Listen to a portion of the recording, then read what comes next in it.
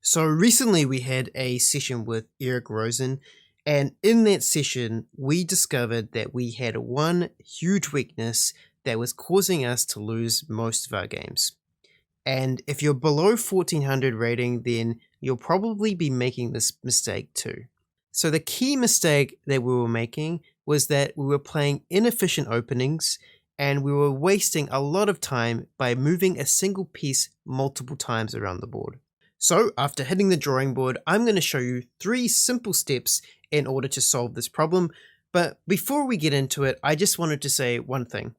High level players really hate it when beginners focus on openings, and that's because normally all beginners do is they try and memorize the moves.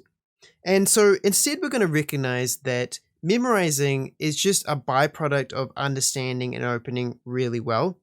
So the 3 simple steps are actually just going to help you understand your openings better. And honestly, if you're learning chess and are serious about getting good, then I think you should do this after every game that you play. So it's really easy. Step 1 is that we play a game of chess. Step 2 is that we open up a lichess.org analysis board and find where you first deviated from a pro's moves. If you look on the right, you can see all of these different sets of moves that pros have done in the past, and we can look and even sort by different brackets, and oftentimes it's good to look at both the pro matches and the high level games, because sometimes there's not enough pro games and there's certain variation. Either one works pretty well. And number 3, we want to understand what pros did, like what were the pros trying to achieve, what were the ideas that they were executing on. And the way we do this is we go to that first mistake that we made where we first deviated and look a few moves down, and generally you'll be able to see some very clear ideas, some things that certain moves are preventing or some things that certain moves are setting up for. And the really cool thing about it is that you'll start to notice different trends, like things like aligning a queen and a bishop on a certain diagonal.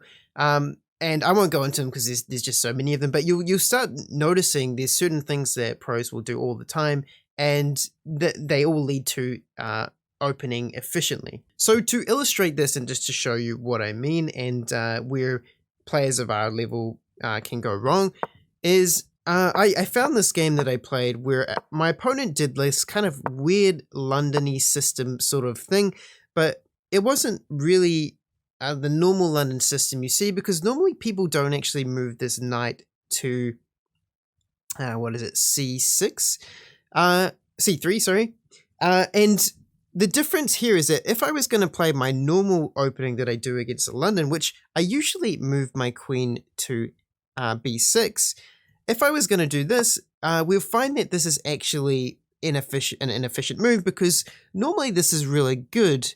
And if we understand ideas here, it's normally really good because our opponents have moved out their bishop, and now it leaves this square here, the B2 square, really weak, because now there's nothing to defend the square except for maybe moving the rook. However, normally what happens in the London Open is that this knight is actually still on B1, and the only square it can move to is usually D2, because in the London, people will normally move, if we go back a little bit, right to the start, normally people open up the London sort of like this, where they'll go here, and then you defend like this, which is quite a strong opening defense, and then they'll do something like this, and then we go C5, which is a very strong move, and then normally they play something like this, or maybe they'll move this pawn up here, and this now makes our queen, you can see it's a book move, this now makes our queen very strong, right? Now we're threatening this piece here, which now can't be defended by the rook, and it's very dangerous for our opponent, so they have to react to us. But if we go back a bit to what my opponent played, we can see that if we actually do this move here, it's actually quite dangerous for us, because once my opponent moves this piece here out, they've actually defended their knight on not only on b5, but also if we look down here, if the knight moves from b5 to c7, it's also defended on c7 as well by the other bishop. And so they've created quite a dangerous situation, which they didn't manage to capitalize on this game, because you can see here I made this mistake, and we can see right now if my opponent plays his knight to b5, he's created a situation where he can fork one of my pieces, or at least you can see he's winning. He's got plus 2.34 on the board. And it's a situation that we can very easily avoid just by understanding this idea that if the knight moves to c3, then there's this threat on b5, and we can't just play a normal London, defense system that we've practiced against other London players. Instead, we have to recognize these ideas. And so if I was going to take this game and move it into Lichess, let's go over to Lichess here. If you go to Lichess and you're unfamiliar with it, you can move up the top and you'll see there's an analysis board that you can click on. And I've already opened one up here and we've got this prepared. We can see here that if I go back a little bit to my opponent's setup, if our opponent has set up like this, we can see if we go on the right here, let me just move this so you can see a little bit easier. If we go to the right here, you can see we can open up the database and see what masters have done against this play. And it looks like people have played a6, e6, and c takes d4, all quite good moves. I think if we want to remain consistent with our openings, then even if we go back a little bit further, so my opponent did this, I think over here we can see that c5 is still played, and I think you should, if you're a beginner, remain consistent with your opening. So we'll still play c5 just to not confuse ourselves, and then our opponent plays something like this.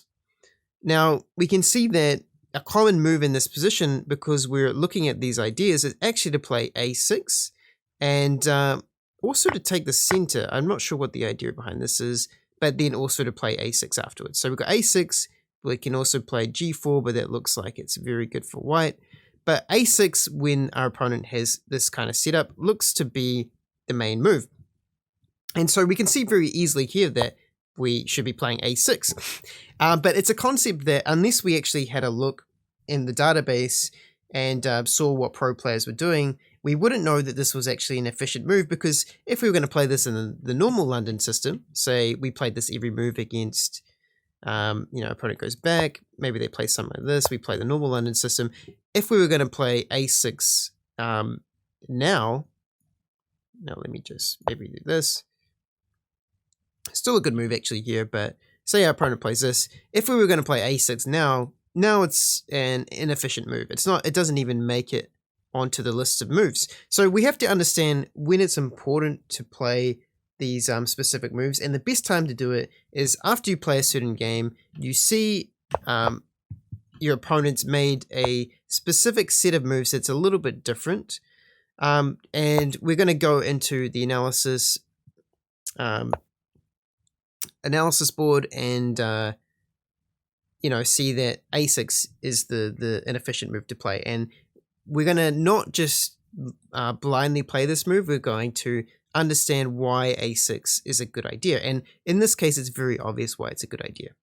So I hope that makes sense to you guys. I hope you can understand the 3 steps, which, number 1, again, play a game. Make sure you're playing games. You can't just analyze stuff, because the way you learn and the way you understand things better is through repetition. So doing this over and over again, you're going to encounter more and more situations. You're going to encounter, playing against the normal London system multiple times, and, learning different ideas and go deeper and deeper down the rabbit hole into just the main ideas of the London system.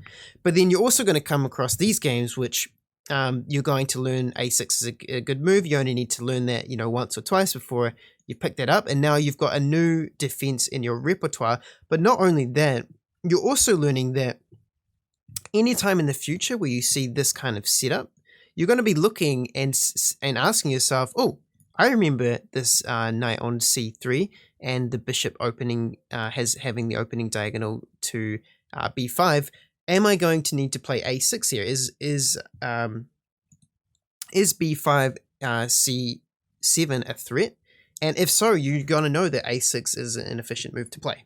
So it's very useful to do this kind of analysis, and it's what's helping me improve a lot. And it's something that I only found kind of recently, because it makes sense once you know how to do this. But before I was doing this, I was kind of just like, jumping through all of the different variations that I could do and not really understanding why I should do certain things. So this understanding is actually really key. So again, number one, play a game of chess. Number two, open up a Lichess analysis board and find where you first deviated from pro moves. As you get better and better, you'll find that this gets later and later during the game. And then number three, understand the ideas behind what the pros are doing. And you do this by just looking a few moves ahead and seeing, when maybe the computer analysis gives our opponent a clear advantage. And that'll show you, what we should be doing to defend. But that's pretty much it. If you enjoyed this kind of content, then hit that subscribe button, like the video, and, hit me up in the comment section. But apart from that, I'll see you in the next one.